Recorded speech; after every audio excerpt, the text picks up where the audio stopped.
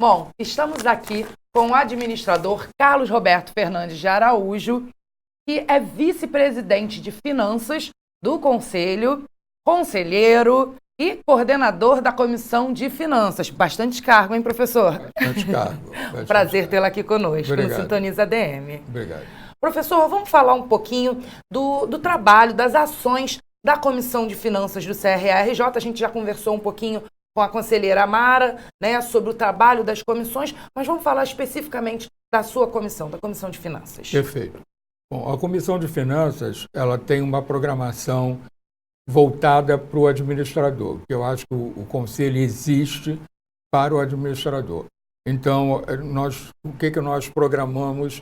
Programamos falando sobre finanças agora para setembro com o administrador Samuel Barros. Já temos um programa de investidor em ação com o tecnólogo em finanças Gilvan Bueno. Nós queremos desmistificar o assunto de finanças, porque o que acontece? Normalmente, em administração, as pessoas têm uma vontade de, ao concluir o curso, ir para a área de quê? Marketing, recursos humanos.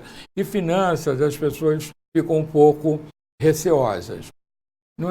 É da maior importância nós termos administradores com formação em finanças, tanto na administração de empresas como na administração pública, principalmente na administração pública, e pouca gente se dedica ao estudo de finanças na administração pública.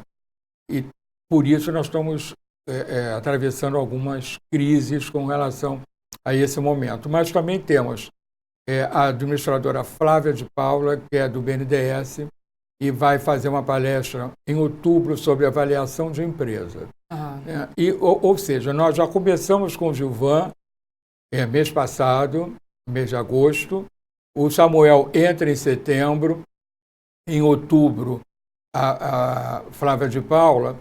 E eu estou programando para ver se eu faço um workshop, né, em novembro, sobre finanças públicas, que é o momento que eu gostaria de ressaltar. Mas o professor Samuel Barros também vai fazer um workshop integrado de finanças e projetos ainda em setembro. Então, nós estamos com uma programação bastante, bastante forte, né, no assunto de finanças. Eu acho que os administradores deveriam estar sempre antenados com relação a esse assunto, que é um assunto que constantemente, quer dizer, quando a economia está bem, o que as pessoas fazem? Aplicam os seus recursos. Quando a economia não está bem, o que nós temos que fazer? Como melhorar a captação e como racionalizar despesas. Então, não dá para fugir disso. É preciso, como você falou, é preciso desmistificar, né, essa questão das finanças, que eu acho que vem muito, não sei se é um fenômeno brasileiro isso, mas vem muito desde sempre. A matemática é difícil, isso. Se você trabalhar com finanças, você vai ver só número, não sei o quê. É preciso desmistificar isso, porque tem muita racionalização, tem muito pensamento e ideias coletivas, individuais, que vão permear essa ação. Não é só número, não é isso? É isso, olha só. Enquanto o administrador não entender que finanças pertence à área de administração também, nós vamos permitir a entrada de engenheiros e economistas e contadores na área, porque com essa colocação que você fez, de que porque tem números, meus amigos, números nós vamos ter em todas as áreas. Vamos pensar bem, por exemplo, se não tenho que fazer um plano de cargos e salário na área de recursos humanos, o que eu vou usar de números e de estatística, todo mundo tem que entender disso. Então, também na área de marketing, como é que eu vou fazer um plano de marketing? Né? Olha só, partindo da premissa que o planejamento é um processo contínuo e sistemático de como se alocar recursos racionalmente. Que toda vez que você planeja, mas não orça, o que você tem? Você tem uma utopia, porque o orçamento é a quantificação física e financeira do planejamento. Conclusão, Muita gente diz assim, bom, eu não tenho planejamento, mas tenho orçamento. Não tem, tem projeção. Porque você pega o que você gastou no ano passado, acrescenta alguns diferenciais de ajustes, alguns índices, e joga para o futuro. E você chama isso de orçamento. Isso não é orçamento, isso é projeção. Então, não há como nós não focarmos nisso. Com relação a número, não é tão complexo assim, não. Não é tão complexo assim, não. Não é tão difícil trabalhar com números. Eu acho que, primeiro, tem uma coisa, né? Os números não mentem jamais. Eles podem ser mal interpretados. Sim. Aí é diferente, né? Porque você interpreta como quiser. Mas o número está ali, né? Dizendo para você, olha, vai dar déficit, ou vai dar equilíbrio, ou vai dar superávit. Bom, eu acho que, pelo que você falou, o mercado está precisando de profissionais nessa área. Né? Muita gente, não tem área, não tem mercado, não tem vaga. Mas existem as vagas e você tem que se encaminhar para aquilo, né? Olha, o mercado precisa, na área de finanças empresariais, é muito importante. E principalmente na área de finanças públicas. Nós temos pouquíssimos profissionais capacitados. Por quê? Porque tem uma legislação muito específica, que é a Lei 4.320 de 64, é o Decreto-Lei 200 de 67, todo o orçamento público está ali traduzido, que nós temos, então, que trabalhar com essa legislação. A grande verdade é que, no orçamento empresarial, nós temos uma flexibilidade maior. O orçamento público ele é muito pautado em legislação e você tem que seguir. Vou dar só um exemplo.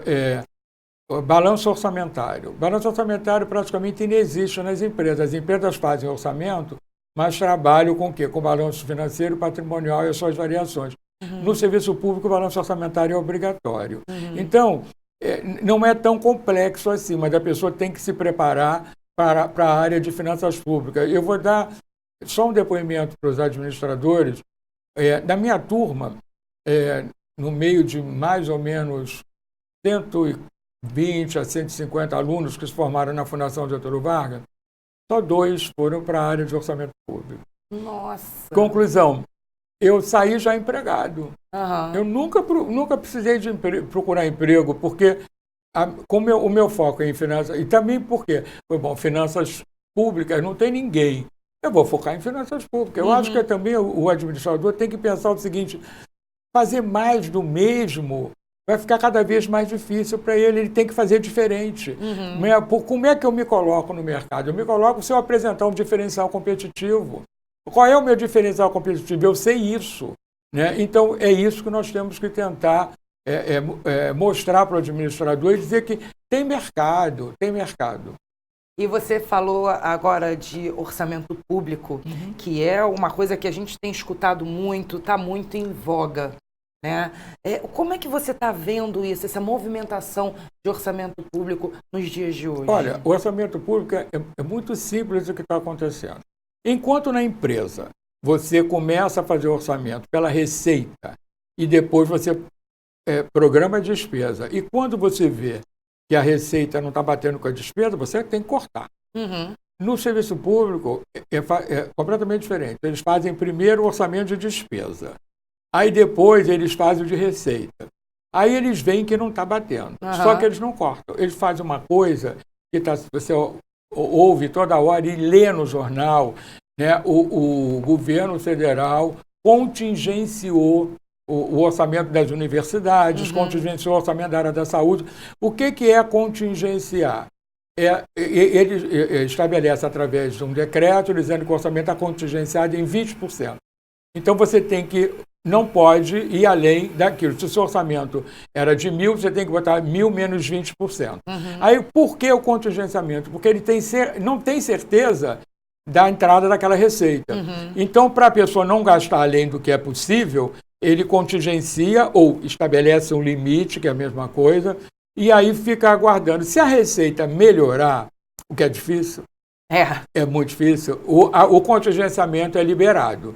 Se a receita não for liberada, ou não aumentar, o contingenciamento permanece aí ao quê? De contingenciamento passar corte. É o que está acontecendo com as bolsas de estudo, é isso que está acontecendo com todas as áreas. E todo ministro está lutando por um aumento de verba. Eu também me coloco na posição do governo o seguinte: por que as pessoas também não vão à caça de novas fontes de recursos? Uhum. Se as minhas fontes estão esgotadas, nós temos que buscar novas fontes de recursos.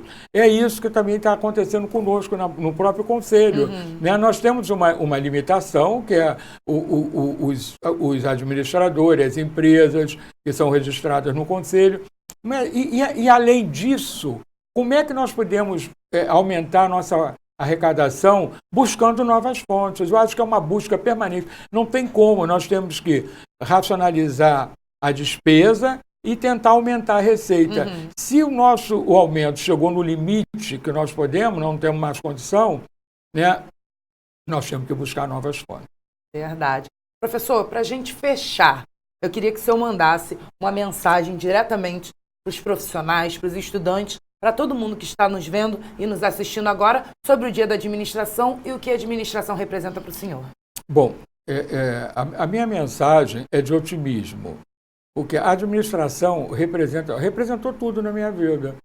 Eu pensava em ser economista, graças a Deus passei para a Universidade Federal, para o curso de Economia, e passei para a Fundação Getúlio Vargas, para o curso de Administração. E depois, com as aulas na Fundação Getúlio Vargas, eu fui me apaixonando pela administração. Uhum. Por quê? Porque a administração ela te dá um leque de opções. Você tem uma formação generalista.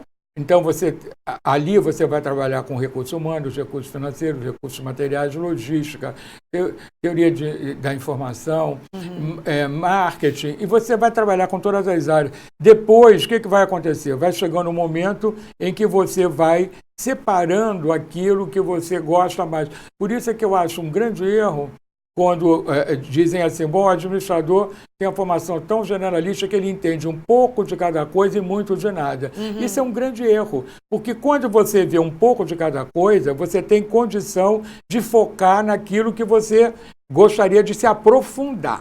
O aprofundamento, ele virá através de um curso de pós-graduação, do mestrado e do doutorado. Ninguém sai especialista, nem o médico não entra para a medicina e sai de lá especialista. Claro. Né? Ele sai como generalista e depois ele vai fazer o curso de especialização dele. O administrador também. Eu acho que o mercado de trabalho ainda vai ter chance para muito administrador. E pode ter certeza de uma coisa, o problema do Brasil é de gestão. Muitas pessoas já sentaram nesta cadeira hoje, já falaram isso. Então, você que está nos vendo, que está nos escutando, o futuro está na mão de vocês, hein? Professor, muito obrigada. Sempre às ordens.